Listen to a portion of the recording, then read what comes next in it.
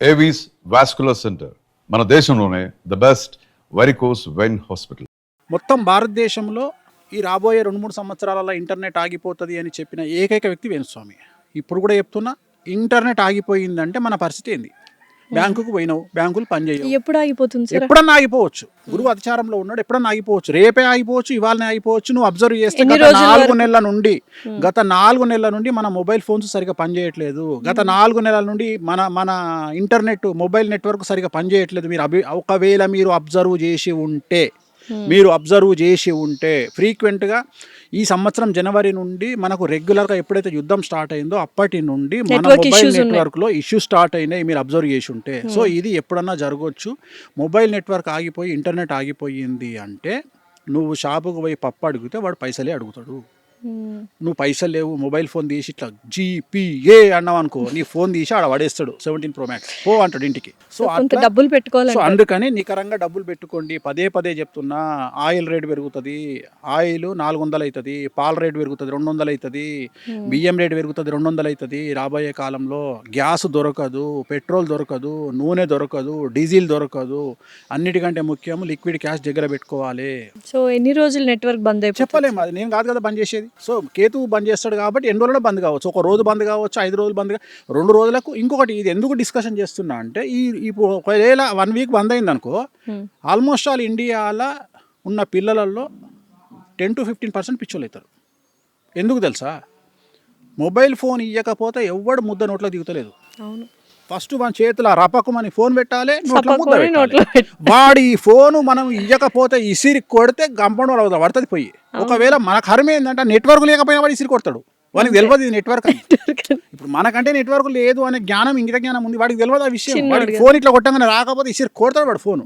So నేను అనేది ఏంటంటే, ఒకవేళ మనకు మొబైల్ ఇంటర్నెట్ పోయి ఫోన్లు పనిచేయకపోతే మన పిల్లల పరిస్థితి ఏంది, తల్లుల పరిస్థితి ఏంది, తిండి ఎవడు పెట్టాలి వీళ్ళకు?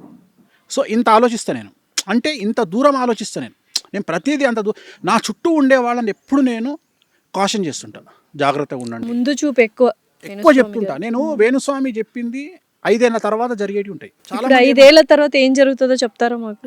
ఇంపార్టెంట్ థింగ్స్ ఇవి జరుగుతాయి. ఇంపార్టెంట్ థింగ్స్ ఏమవుతుంది అంటే, బంగారం రేటు 5 లక్షలు అవుతుంది. 5 లక్షలు అయిపోతుందా? వెండి 6 లక్షలు అవుతుంది. బంగారం కంటే వెండి ఎక్కువ అయిపోతుంది. వెండి పెరుగుతుంది, 6 లక్షలు అవుతుంది. తర్వాత బియ్యము 200 అవుతుంది, పాలు 200 అవుతుంది, పెట్రోలు డీజిల్ ఆల్మోస్ట్ ఆల్ దొరకకపోవచ్చు. సో ఎలక్ట్రిక్ వెహికల్స్ మీద ఆధారపడాల్సి వస్తుంది. తర్వాత చాలా విచిత్రమైనటువంటి మాట, ఇవాళ మతం గురించి మాట్లాడే జనాలు నెత్తిన పెట్టుకుంటున్న సమాజం 2-3 ఏళ్ళ తర్వాత మతం గురించి మాట్లాడితే దొంగలను చూస్తారు. సో అప్పుడు మతాన్ని గురించి కాకుండా మనకు తిండి ఎవడు పెడతాడని ఆలోచిస్తాం. మన భారతదేశం నడిచేదే జాతీయ స్థాయిలో. పాయింట్ నీకు అర్థం కాలే. మతాన్ని పక్కన పెట్టేది 2 అంశాలు, 1 ఆకలి, 2 ప్రాణాపాయం. సో అక్కడ పనిచేయవు మతం. అంటే ఉదాహరణ, నువ్వు ఆపత్కాలంలో ఉన్నావు, నీ ప్రాణం పోతుంది, నేను ఆదుకోవడానికి కూడా వచ్చిండు, అవసరం కరెక్ట్. అట్లనే నీకు ఆకలి అవుతుంది, నీకు అన్నం లేదు, నీకు ఎవడో కూడా వచ్చి అన్నం పెడుతుండు, అప్పుడు మతం పనిచేయదు. ఆ స్టేజ్కి భారతదేశం వస్తుంది. అదేంటి సార్, ఇంకా 10 years లో వన్ ఆఫ్ ద రిచెస్ట్ ఎకానమీలో. నేను అవన్నీ మాట్లాడతలేను తల్లి, అవన్నీ నేను జాతకాలు. నేను అనేది ఏంటంటే, ఈ విశ్లేషణలు పోస్ట్ మార్టం నేను పోస్ట్ మార్టం నాకు అనవసరం. నేను అనేది జాతకం గురించి మాట్లాడుతున్నాను. గురువు అతిచారంలోకి పోయిండు, ఏమవుతుంది అంటే మాట్లాడుతున్నా, అంతేగాని అది ఏమవుతుంది నాకేం తెలుసు. నేను అనేది ఇప్పుడు ఏమవుతుంది నాకు. జాగ్రత్తగా ఉండమని హెచ్చరిస్తున్నారు భారతీయులందరినీ పక్కన పెడితే, నన్ను నమ్మేటోళ్ళను, నన్ను తిట్టేవాడు ఎలాగో తిడతాడు, నన్ను నమ్మే వాళ్ళకి చెప్పదలుచుకున్న పాయింట్ ఏంటంటే, ఎప్పుడు సంవత్సరానికి సరిపడా ధనాన్ని దగ్గర పెట్టుకోండి.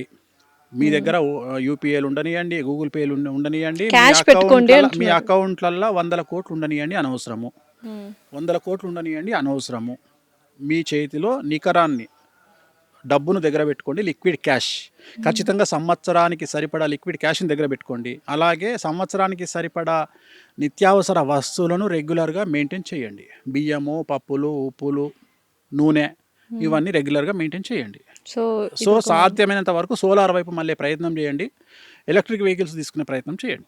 సో కంపల్సరీ చాలామంది ఇవి పాటిస్తారు. అండ్ మంచి విషయాలే చెప్పారు యాక్చువల్గా చెప్పాలంటే. ఎలక్ట్రిక్ వెహికల్స్ కావచ్చు, డబ్బు దగ్గర పెట్టుకోవడం కావచ్చు, ఇవన్నీ. సార్ స్విమ్మింగ్ అంటే ఇష్టం అన్నారు కదా, ఏంటి 4-5 గంటలు అలాగా తేలిపోయి ఒక ఆసనం వేసి ఉండిపోతారంటే స్విమ్మింగ్ పూల్లో? అంటే మాకు ఇది మా పూజలలో వామాచారంలో కొన్ని పూజలు ఉంటాయి. ఆ పూజలకు ఏంటంటే మేము ఏ వ్యక్తికైతే మంచి జరగాలని చెప్తామో, అంటే వామాచారంలో చెడు చేయొచ్చు, మంచి చేయొచ్చు. అప్పుడు అది చెడు చేస్తే అది బ్లాక్ మ్యాజిక్ అయిపోతుంది, చేతబడి అయిపోతుంది కదా సార్? చేతబడి అంటే దాని ఉద్దేశం ఏంటంటే, చేతబడి అనేది తప్పు, దాని పదం తప్పు. చేతబడి అంటే జనరల్గా మనకు చేతబడి అనేది దట్ ఈస్ ఏ క్రియేచర్, అంటే అది నిజంగా చేయగలిగిన వాళ్ళు ఇప్పుడు లేరు. లేరు జనరల్గా మనకు చేతబడులు జరుగుతున్నాయని చేతబడి బాణామతి అనేది చేసేవాళ్ళు లేరు.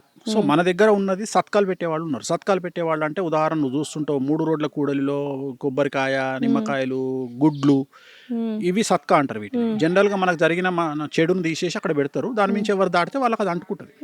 సో నేను అవి తీసేయడంలో నెంబర్ 1. సో అలాంటివి నేను చేతబడి బాణామతి చేసినా నేను తీయగలుగుతాను. నేను ప్రయోగాలు ఎనీ ప్రయోగం, నీకు తెలిసిన ప్రయోగము, నువ్వు చేతబడి బాణామతి అన్నావు కదా, కాదు, మార్జాల తంతు అంటే పిల్లితో చేతబడి చేస్తారు, ప్రయోగం నాట్ చేతబడి, ప్రయోగం. మూషిక తంతు ఎలుకతో చేస్తారు, పక్షి తంతు పక్షితో చేస్తారు, యాపిల్తో చేస్తారు. ఇదంతా చెడే, చాలా వరకు చెడి. ఎక్కువ ఇది బాగా నార్త్ ఇండియా, మనం కలకత్తాలో చూస్తాం. మందు పెట్టడం అంటుంటారు, మందు పెడతారు జనరల్గా. మందు పెట్టడం, నథింగ్ బట్ అది కొన్ని ప్రత్యేకమైన వస్తువులతో చేసి ఒక వ్యక్తిని మనం వశీకరణ చేసుకోవాలంటే కొన్ని సాంప్రదాయాల్లో చేస్తారు. అది ఉందా సార్ ఇప్పటికి? రన్ అవుతుందా మందు? వికటిస్తున్నాం మేము, అది మనం దాన్ని మీరు చేస్తారా? మందు వికటించేలాగా మందు తీపిస్తా. అది నిజమేనా సార్? మందు పెడతారా సార్? పాలల్లో పెడతారు, ఫుడ్లో, బంగులో పెడతారు, మటన్లో పెడతారు, మటన్ లివర్లో పెడతారు. ఎందుకంటే లివర్ లాగా కనిపిస్తుంది. సో మటన్ లివర్లో పెడతారు జనరల్గా. సో అందుకనే మనం ఏమంటామంటే చికెన్ తినండి కానీ బయట మటన్ తినకండి అని చెప్తాం చాలా మందికి. సో ఈ మధ్య కాలంలో ఇంట్లో వాళ్ళే చేస్తున్నారు అని వింటున్నాం. అది ఎట్లా ఇంట్లో వాళ్ళే చేస్తారు అనేది, మరి ఇంకా అదేలా తప్పించుకుంటే బయట తినడమే బెటర్ కదా. దానికి విరుగుడు తెలిసిపోతుంది, మనిషి బక్కగా అవుతాడు, వాళ్ళ గురించి మాట్లాడుతుంటే మనల్ని అపోజ్ చేస్తాడు. ఇప్పుడు ఆ వ్యక్తి గురించి తిట్టంగానే కొట్టడానికి వస్తాడు మీదికి. అంటే వాళ్ళని ఏమన్నా అంటే వాడు తట్టుకోలేడు, అంటే వశపరుచుకోవచ్చు ఎదుటి మనిషిని అంటారు. సో ఇలాంటివి ఈ వాడినప్పుడు కక్కించడము, మోషన్లో పోయేటట్టు చేయడం సహజం అవన్నీ. సో అది చేస్తాము. సో ప్రయోగాన్ని నివారణ చేయగలిగిన వాడిని నేను. ఎందుకంటే నా మా నాన్న నాకు నేర్పించింది ప్రయోగ నివారణ. నేను ఎక్కువ ప్రయోగ బాధ నివారణ చేస్తుంటాను. ఎంత పెద్ద ప్రయోగ నివారణ అంటే ఎవరైనా ప్రయోగాలు, చెడు ప్రయోగాలు, ఇప్పుడు చేసినవి మ్యాజిక్ ని బ్లాక్ మ్యాజిక్ ని తీసేయడం నా ఫస్ట్ ప్రయారిటీ. సో దీంట్లో మా ప్రాణాలకు కూడా ముప్పు ఉంటుంది, మాకు కూడా సమస్యలు వస్తాయి. అయినా ఐ డోంట్ కేర్. నన్ను నమ్ముకున్న వాడికి ఏదైనా చేయాలనేటువంటి ఉద్దేశం. సెలబ్రిటీ సక్సెస్ అవ్వాలి అనుకున్న వాళ్ళకి ఇటువంటి ప్రయోగాల నుంచి విముక్తి కల్పిస్తూ ఉంటారు. చాలా యాక్చువల్గా సార్ మీ దగ్గర ఏంటి ఆ క్వశ్చన్ మీరు ఆన్సర్ చేయలేదు నాకు. సెలబ్రిటీలు అయ్యాక మీ దగ్గరకు వస్తున్నారా? మీ దగ్గరకు వచ్చాక వాళ్ళు సెలబ్రిటీలు అవుతారు? సెలబ్రిటీలు అయినాక నా దగ్గరికి ఎందుకు వస్తారు? మనకు అవసరం కూడా లేదు. నా ఫోన్కి ఇసుక కానీ నేను నాతో వానికి పని ఏముంటుంది? చాలా మంది చెప్పుకోరు కూడా, ఇష్టపడరు. అవును చాలా మంది, కానీ కొన్ని చూసాం సార్ ఈ మధ్య పెద్ద పెద్ద వాళ్ళు చాలా బాగా సెటిల్ అయ్యారు. అంటే కాదు తల్లి, ఇట్లా నీకు తెలిసిన ఇప్పుడు సోషల్ మీడియాలో, మెయిన్ స్ట్రీమ్ మీడియాలో నీకు తెలిసిన 3 ఉంటారు, అట్లా 3000 మంది ఉంటారు బయట.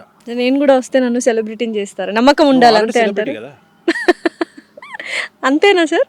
నువ్వు ఆల్రెడీ సెలబ్రిటీ కదా, అయిపోయాను. సెలబ్రిటీ అంటే దాని అర్థం ఏంటంటే 10 మందికి తెలియడం, గుర్తింపే సెలబ్రిటీ అంతే. జనాల యొక్క గుర్తింపే సెలబ్రిటీ. అంటే సెలబ్రిటీ నెక్స్ట్ లెవెల్ తీసుకెళ్ళడానికి కూడా మీ దగ్గరకు వస్తుంటారు. 100% వస్తారు. అంటే దానికి నీ కష్టం కూడా ఉంది. నేను ఏమంటా అంటే 88% మాత్రమే దైవికమైన శక్తి నీకు సహాయపడుతుంది, 12% నీ స్వయంకృతం ఉంటుంది. నీ 12% మనం కష్టపడితే చాలు, 88% దేవుడు చూసుకుంటాడు. అందుకనే దానికి ఒక సామెత ఉంది, గాలిలో దీపం పెట్టి దేవుడా అనొద్దంట, దేవుడా దీపం కాపాడు అనొద్దంట, ఈ 2 చేతులను అక్కడ పెట్టు అన్నాడు. నీ ప్రయత్నం 88% గాలి కంట్రోల్ చేస్తాడు. సో ఇక్కడ కూడా అంతే, నువ్వు కంఫర్టబుల్ జోన్ దాటి బయటికి రావడమే, కష్టపడడమే నీ యొక్క ప్రయత్నం. మిగిలిందంతా దేవుడు చూసుకుంటాడు. నువ్వు కష్టపడకుండా నేను కంఫర్టబుల్ జోన్లో ఉంటా, నేను కొట్లాడా, నేను ఎవరితో పోను, నేను ఇంటి పక్కోడు తిడితే నేను ఇంటి పక్కోడు తిడితే ఏడుస్తా, ఇంటి ముంగటోడు తిడితే ఏడుస్తా, నా గురించి ఎవడో ఫేస్బుక్లో కామెంట్ పెట్టంగానే ఏడుస్తా అంటే నువ్వు బయటికి రావు. నువ్వు పట్టించుకోవద్దు. నువ్వు ఏం ఆలోచన చేయాలి అంటే, నేను ఒకటే చెప్తా సమాజానికి, ఆర్టీసీ బస్సులో కూర్చొని ఏడవడం కంటే BMW కార్లో కూర్చొని ఏడవడం గొప్పది అని నమ్మేటువంటి వ్యక్తి వేణుస్వామి.